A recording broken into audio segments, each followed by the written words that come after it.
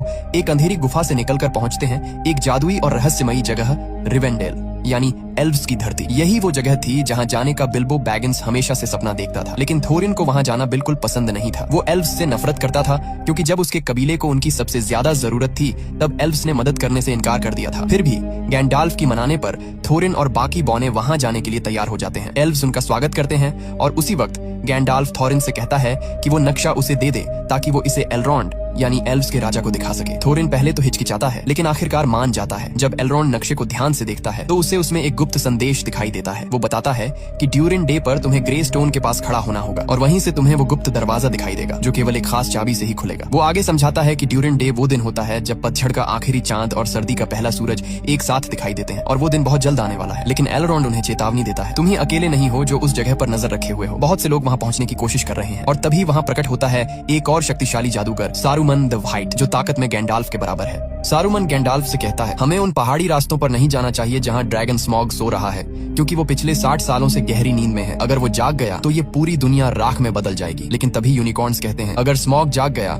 और उसने दुश्मनों के साथ हाथ मिला लिया तो तबाही ऐसी होगी जिसकी इंसान कल्पना भी नहीं कर सकता। वे गैंडाल्फ को सब कुछ बताते हैं जो रेडगास्ट यानी 5वां और भूरा जादूगर पहले ही बता चुका था। लेकिन सारुमन उनकी बातों पर यकीन करने से इनकार कर देता है। तभी एलरोंड एल्व्स का राजा गंभीर आवाज में कहता है 400 साल पहले जब अंधकार ने इस धरती को निगला था तब हर चीज खत्म हो गई थी। अब बड़ी मुश्किल से हमने फिर से शांति पाई है और मैं नहीं चाहता कि वो विनाश दोबारा लौट आए। इसलिए एल्व्स और सारुमन दोनों ही थोरिन के मिशन में साथ जाने से इनकार कर देते हैं। मगर थोरिन को किसी की मदद की जरूरत नहीं थी। वो पहले से ही एल्व्स से नाराज था, इसलिए बिना कुछ कहे बिना अलविदा बोले वो वहाँ से निकल जाता है। कुछ समय बाद थोरिन और उसके साथी पहुँचते हैं धुंध से ढकी पहाड़ियों में जिन्हें मिस्टी माउंटेन्स कहा जाता है। कहते हैं यहाँ विशाल पत्थरों के जोड़े रहते हैं जो जिंदा हैं और एक दूसरे से लड़ते रहते हैं। शुरुआत में किसी को यकीन नहीं होता लेकिन अचानक पूरी घाटी हिलने लगती है, आसमान गूंज उठता है और सामने दिखते हैं वो विशाल पत्थर जो सचमुच एक दूसरे पर हमला कर रहे थे। उनकी टक्कर से पूरी धरती कांप उठती है और थोरिन का दल अपनी जान बचाने के लिए भागने लगता है। कोई और रास्ता न देखकर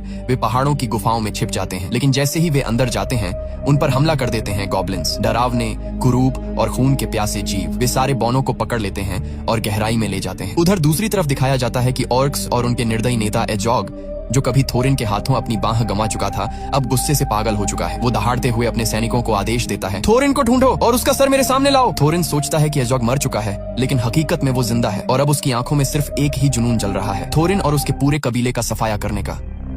थोरिन और बाकी सारे बौने अब ऑर्क्स के हाथों में कैद थे। तभी गॉब्लिन्स का राजा हंसते हुए कहता है कोई है जो तुम्हें ढूंढ रहा है, कोई जो तुम्हें मारना चाहता है, उसका नाम है एजॉग। वो अपने एक आदमी को भेजता है ताकि एजॉग से सौदा किया जा सके थोरिन और उसके साथियों की मौत के बदले इनाम के लिए। अब ये 13 बौने पूरी तरह गॉब्लिन्स की कैद में थे।